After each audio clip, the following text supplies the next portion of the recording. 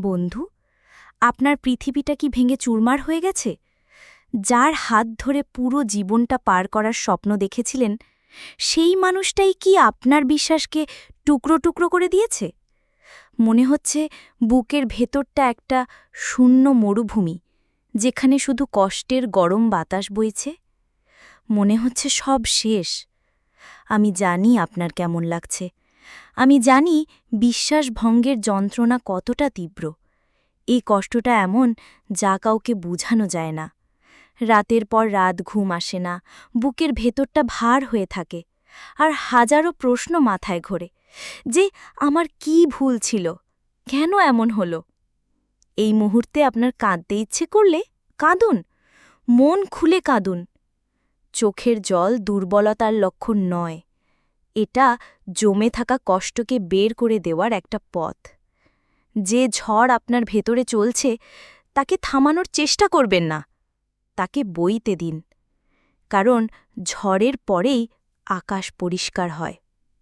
কিন্তু একটা কথা বলুন তো, যার জন্য আপনি কাঁদছেন, যে আপনার ভালোবাসার মূল্য দেয়নি, সে কি আপনার এক ফোঁটা চোখের জলের যোগ্য? যে মানুষটা আপনার সরল বিশ্বাসকে নিয়ে খেলা করেছে, তার জন্য নিজের জীবনকে থামিয়ে দেওয়াটা কি ঠিক? একদমই না। ভাবুন তো, আপনি একটা আয়নার মতো স্বচ্ছ ছিলেন।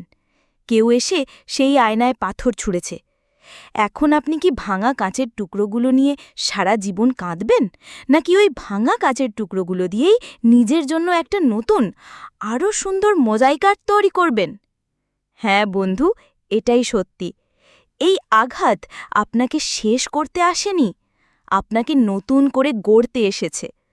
প্রকৃতি বা ঈশ্বর যাই বলুন, তিনি হয়তো আপনার জীবন থেকে একটা ভুল মানুষকে সরিয়ে দিয়েছেন, যাতে সঠিক মানুষটা আসার জায়গা পায়। হয়তো তিনি আপনাকে দেখাতে চেয়েছেন যে আপনার ফেলিসিদাদ বা আনন্দ অন্য কারো হাতে নয়, আপনার নিজের হাতে। এবার সময় নিজেকে ভালোবাসার, সময় নিজের মূল্য বোঝার। আয়নার সামনে দাঁড়ান, দেখুন নিজেকে। এই যে মানুষটাকে দেখছেন, সে কোনো সাধারণ মানুষ নয়।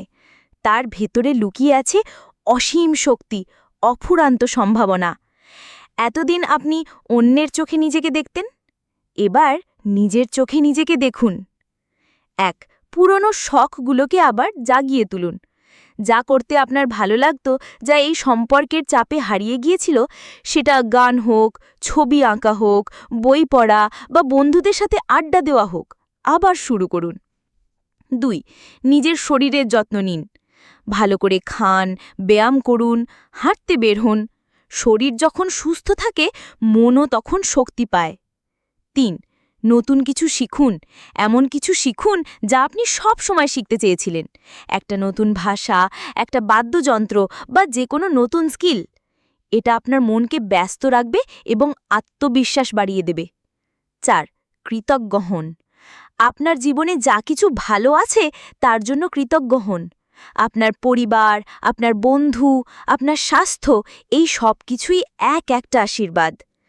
মনে রাখবেন, যে আপনাকে ছেড়ে গেছে সে একটা অমূল্য হীরেকে হারিয়েছে, আপনি নন। আপনার মূল্য তার সিদ্ধান্তের ওপর নির্ভর করে না, আপনার মূল্য আপনি নিজে।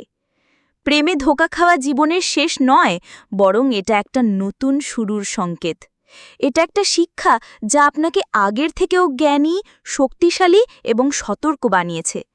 এই কষ্টটা একটা দাগ রেখে যাবে ঠিকই, কিন্তু এটা দুর্বলতার দাগ নয়, এটা হবে আপনার বিজয়ের চিহ্ন বা ব্যাটল স্কার। আপনি কোনো সস্তা খেলনা নয় যে কেউ এসে ভেঙে দিয়ে চলে যাবে।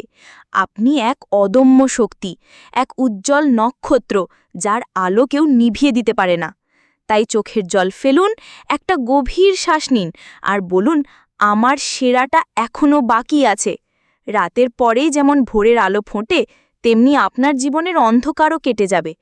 খুব শীঘ্রই এক নতুন সূর্য উঠবে, যা হবে আগের থেকেও বেশি উজ্জ্বল। জেগে উঠুন বন্ধু, কারণ আপনার নতুন জীবন আপনাকে ডাকছে। আপনার সেরা সংস্করণটি দুনিয়াকে দেখানোর সময় এসে গেছে।